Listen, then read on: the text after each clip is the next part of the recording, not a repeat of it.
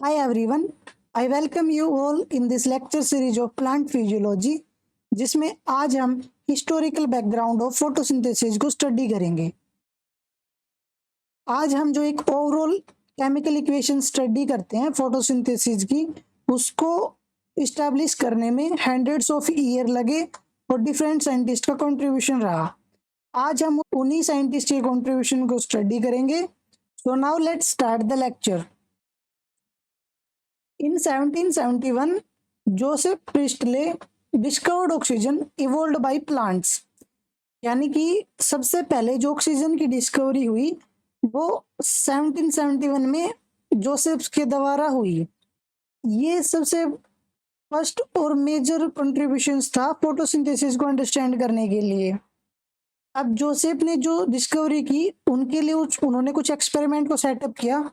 उस एक्सपेरिमेंट को थोड़ा डिटेल में स्टडी करते हैं। जोसेफ ने सबसे पहले एक कैंडल को लिया, उसको एक जार के अंदर रखा और उस जार को वाटर टब में रख दिया, जिससे कि जो एक्स्ट्रा ऑक्सीजन है या फिर एयर है उसका फ्लो ना हो पाए। उस टाइम पे ये माउस वहां पे नहीं था। तो जोसेफ ने क्या स्टडी किया कि कुछ टाइम के बाद में ये कैंडल बर्न करना बंद कर दिया। उसके बाद में जो नेक्स्ट एक्सपेरिमेंट था उसमें जोसेफ ने इसी जार के अंदर में एक माउस को रख दिया और उसने स्टडी किया कि कुछ देर के बाद में माउस की डेथ हो गई, बिकॉज वहां पे ऑक्सीजन अवेलेबल नहीं था और कैंडल भी बर्न होने से बंद हो गया due to absence of oxygen. अब जोसेफ ने नेक्स्ट एक्सपेरिमेंट सेटअप में एक स्प्रिग ऑफ मिंट को रख दिया सेम एक्सपेरिमेंटल सेटअप में। उसने सोचा कि सेम जैसे कि लास्ट टाइम पे ये माउस डेथ हो गई थी, कैंडल बर्न करना बंद कर गया था, उसी तरह ये प्लांट भी सरवाइव नहीं कर पाएगा इस एक्सपेरिमेंटल सेटअप में। बट सरप्राइजली उसने क्या फाइंड आउट किया कि ये तीनों चीजें एक साथ में काम कर रही हैं।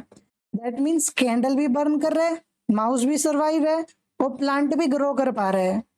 तो इससे उसने कंक्लूजन निकाला कि प्लांट कुछ ऐसी चीज रिलीज कर रहा है जो माउस को सरवाइव करने में हेल्पफुल है और इस कैंडल के बर्न करने में भी हेल्पफुल है। सो यहीं से ऑक्सीजन की डिस्कवरी हुई, क्योंकि माउस के सरवाइव करने के लिए और कैंडल के बर्न करने के लिए ऑक्सीजन की नीड होती है। So that is all about the Presley experiment जिसमें ऑक्सीजन की डिस्कवरी हुई। इसके बाद में जो नेक्स्ट एक्सपेरिमेंट था वो जैन इगनहाउस ने परफॉर्म किया था, जिसमें उन्होंने रोल ऑफ लाइट को स्टडी किया 1779 के अंदर। अभी इसी के कंटिन्यूएशन में सीबी नायल ने एक 1931 में एक नए एक्सपेरिमेंट को कंक्लूड किया, जिसमें उन्होंने बताया कि जो फोटोसिंथेसिस है वो एक रिडॉक्स प्रोसेस है। रिडॉक्स प्रोसेस वो प्रोसेस होती है जिसमें ऑक्सीडेशन और रिडक्शन एक साथ में होते हैं।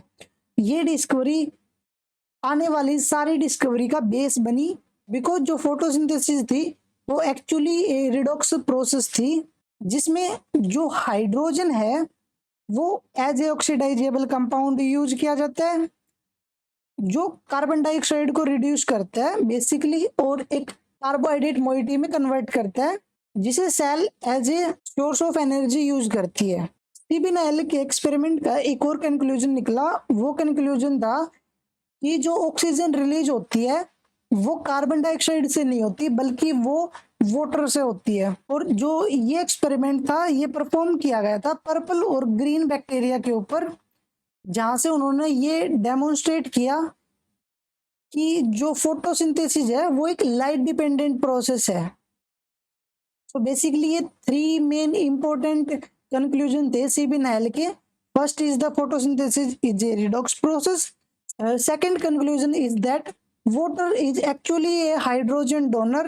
Oxygen is also released from the water, not from the CO2. And the third conclusion was that photosynthesis is a light dependent process. Now let's move to the next experiment. Late 80s के अंदर में action spectra के experiment perform किए गए थे।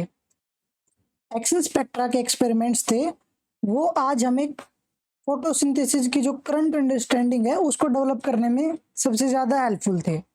Action spectra basically एक magnitude को plot करता है जो रिस्पॉन्स अगेंस्ट द लाइट को रिप्रेजेंट करता है।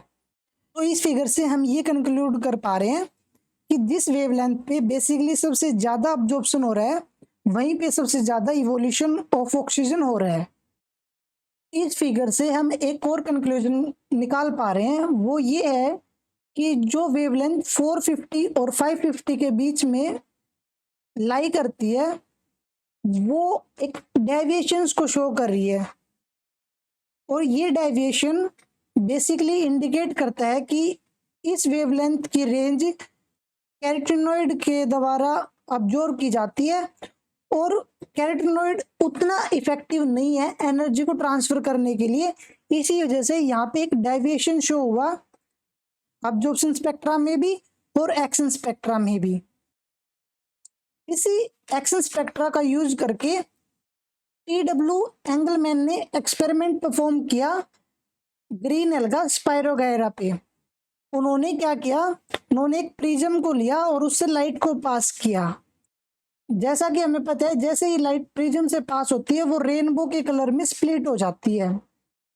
उसके बाद में उन्होंने एरोबिक बैक्टीरिया को उस सिस्टम में इंट्रोड्यूस कर दिया, और उन्होंने कुछ देर के बाद में ये स्टडी किया कि जो एरोबिक बैक्टीरिया हैं वो बेसिकली ब्लू लाइट और रेड लाइट के अब्जॉर्प्शन स्पेक्ट्रा के पास में सबसे ज्यादा गैदर हुए हैं। तो बेसिकली इससे क्या कंक्लूजन निकला कि जो वेवलेंथ सबसे ज्यादा अब्जॉर्ब हो रही है वही सबसे ज्यादा फोटोसिंथेसिस में अपना रोल प्ले कर रही है, और सबसे ज्यादा फोटोसिंथेसिस की वजह से ऑक्सीजन का इवोल्यूशन हो रहा है। इसी वजह से जो ये एरोबिक बैक्टीरिया थे वो बेसिकली ब्लू और रेड लाइट में सबसे ज्यादा गैदर हुए। जो अदर वेवलेंथ ऑफ लाइट थी वहां पे low amount of aerobic bacteria मिले। Now let's move to the next experiment. 1932 के अंदर इमर्सन और आर्नोल्ड ने एक्सपेरिमेंट परफॉर्म किया जिससे उन्होंने ये डेमोन्स्ट्रेट किया कि डिफरेंट क्लोरोफिल मॉलिक्यूल एक साथ में काम करते हैं एनर्जी कन्वर्जन में ड्यूरिंग द फोटोसिंथेसिस।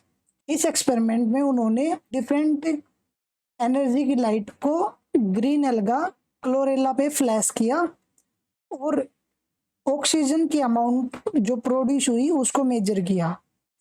इससे उन्होंने ये फाइंड आउट किया कि ऑक्सीजन का प्रोडक्शन बढ़ नहीं रहा था जब ज्यादा इंटेंस की लाइट दी जा रही थी ग्रीन एल्गा को। इससे उन्होंने ये फाइंड आउट किया कि जब सैचुरेटिंग कंडीशन होती है तब 1 मोलिक्यूल ऑफ ऑक्सीजन प्रोड्यूस किया जाता है पर 2500 क्लोरोफिल मॉलिक्यूल्स।